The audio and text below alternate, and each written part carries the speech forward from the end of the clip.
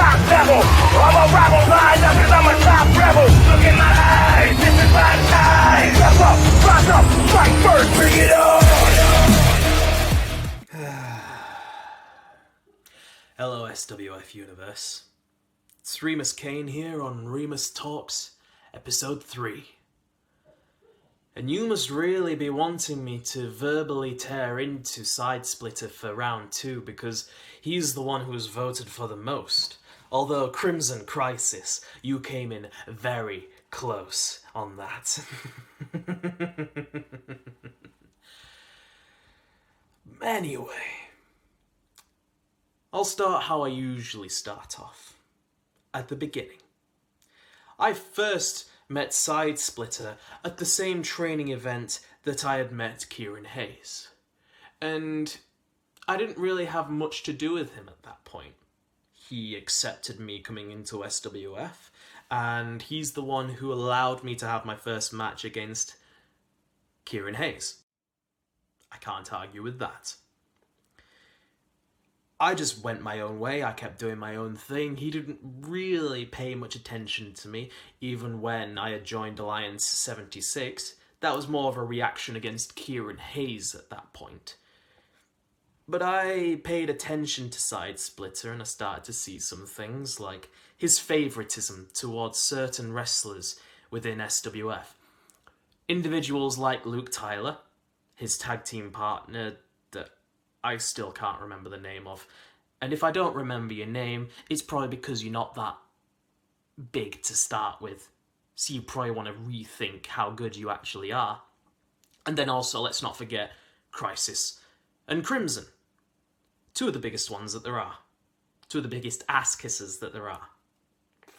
Now, I know that he had his favourites, and I know he didn't want certain people back in the main event scene, like Robert DeCaro, Kieran Hayes, and that would eventually extend to myself, because it's quite clear to see that he's intimidated by me. I've been on a roll for the last half of the year that I've been within SWF. Sure, the start was rocky. And then I met Richard, and then I changed, and I became something far greater than what I was before. And that's intimidated him, that I could make a change within 6 months, that I could become better within 6 months. And that's not something that he can do. I watch him inside the ring, I watch how he does. And he seems to go against the same people all the time. He's not really happy to go outside his bubble, that I've noticed. He's not really happy to go up against other wrestlers within the company. He's quite happy to go up against the same ones and feel comfortable about going up against them. Like Psychosis, like Crimson. I don't really see him going up against anyone else. Especially not me. The only time he has was at Mosborough for a singles action. And we both know how that turned out, don't we? Sidesplitter. Yes. I think the reason he doesn't like me a lot, just because of who I am, is a starter. But I take away the spotlight that he's trying to create for himself. I mean, you need only look at how he acts within the ring. Even when he is the referee in a match. Oh, and don't think I forgot that little 3 count that you decided to go slowly on. It's one of the biggest reasons why I think you shouldn't even be the ref, because you are clearly that biased when you are inside the ring. Maybe I should ref for one of your matches and give you a taste of how it is. How would you like that? Oh no, you'd never want that, because you're in charge, you're the leader. You can't have any bias thrown at you. But yes, I take away his spotlight, because I'm clearly more talented, more experienced than he is. Yeah, he's been running the company near the start, Although he won't mention the two other people who run the company, will you, Lawrence? No, you won't. It's like it's only just your little baby. Yeah. I do my own digging. I find out about these things. It's very easy for me to be able to track the history of someone, and yours is the easiest to track of all of them.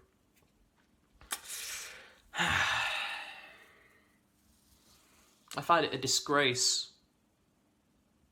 that the moment you announce that within a couple of years you're going to be retiring, you decide to place the belt on yourself and defeat James Westney by fluke. I don't know who I should hate more for that. James Westney for losing to you, or you because you clearly do not deserve that world championship. You didn't even do anything to earn it. You hadn't even beat the rest of the roster, who was quite clearly more competent at holding that, although none of them more so than me. You are the world champion with a load of people that you have not beaten. But I've beaten you. I've beaten you many times, and I've made you look like a fool. I should have been the one that was the number one contender for that title, not you. No. You don't deserve it. You didn't do anything for that title. You just place yourself in a match because you're the one in charge and you can. The rules clearly do not apply to you. These same rigid rules that everyone else, except for the ones who kiss your ass the most, have to follow. And that's what I hate about you. One of the other things that I hate about you. You are a dictator.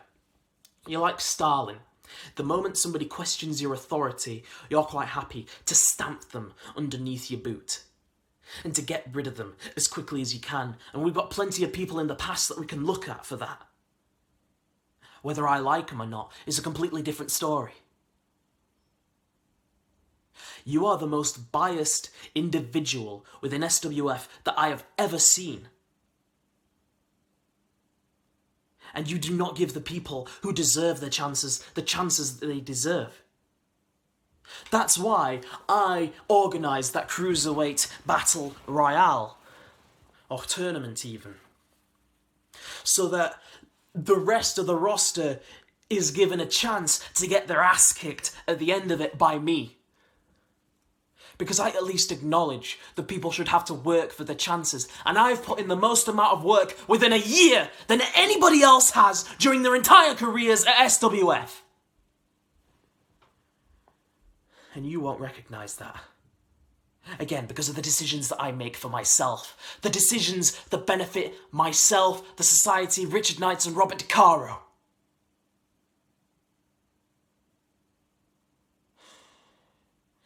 Because I don't suck up to you. Because I do my own thing. And that thing is quite clearly working. And that's what you're terrified about. That I don't need to rely upon you to get far within SWF. You are the Vince McMahon of SWF. You are still stuck in the past. In your past glories.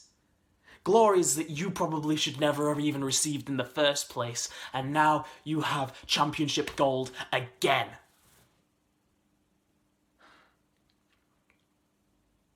I won't even touch Catherine in this subject, because it's quite clear in one of my other videos just exactly what I think about all of that.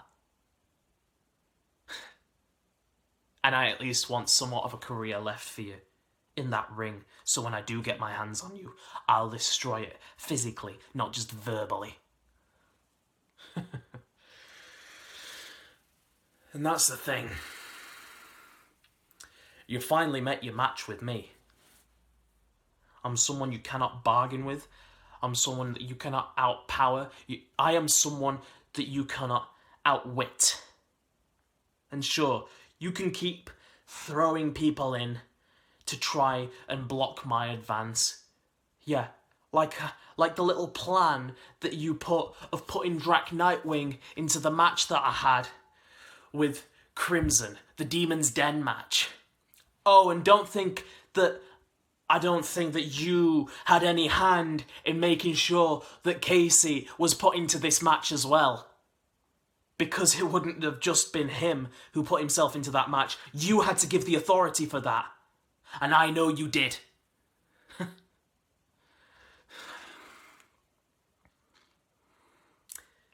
You can do whatever you want. It's not going to change the plans that I have. And you're not going to get in the way of the works of my master Belial. You're not going to get in his way either.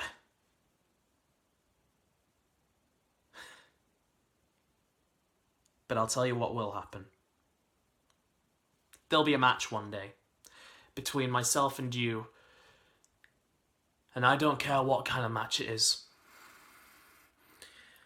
All that will happen in it, at the end of the day, your winner and new SWF World Heavyweight Champion, the Vigilante, the Superior, the Apex, Remus Caine.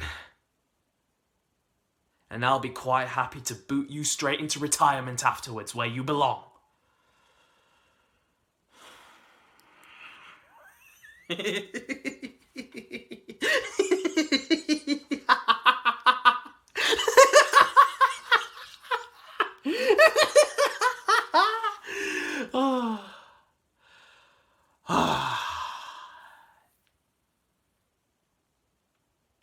You're pathetic. You just don't realise it yet. And I suppose what hurts the most is that you're willing to abandon your talent. People like Robert DeCaro. You're willing to use them up for what they have and throw them out. And you're going to do it with everyone. I know you will. You'll do it with Crimson. You'll do it with Crisis. You'll do it with everyone. Because you're the most backstabbing individual that there has ever been on this planet. You're a shorter, no broom, mustached Stalin. But unfortunately for you, I'm the thing that's going to end your reign within SWF once and for all. And that is undisputed. Oh, and Casey. As for your reply, yeah, imagine he replied to my last Remus Talks. You've clearly been doing your research. Not only did you know this body's previous name, Joshua Snow, but you dug a little bit deeper, didn't you? You looked at David Greaves. That means that you're willing to do whatever it takes, and okay, I can respect that.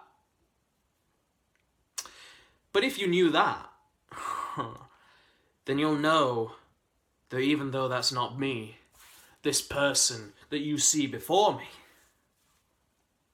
this body right here, has been through a hell of a lot, even before SWF wrestling. This body's seen so much trauma that when he wakes up in the morning, not knowing what it is that he's done the previous day beforehand when I've been using his body in these matches, it's normal for him to feel those pains.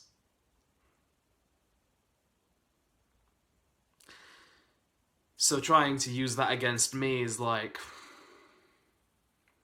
trying to use a prawn against a shark. It's just not going to happen. Although I'd appreciate it if you kept your nose out of my business. After all, if you keep digging too far, you may never get back out. Especially once I get my hands on you.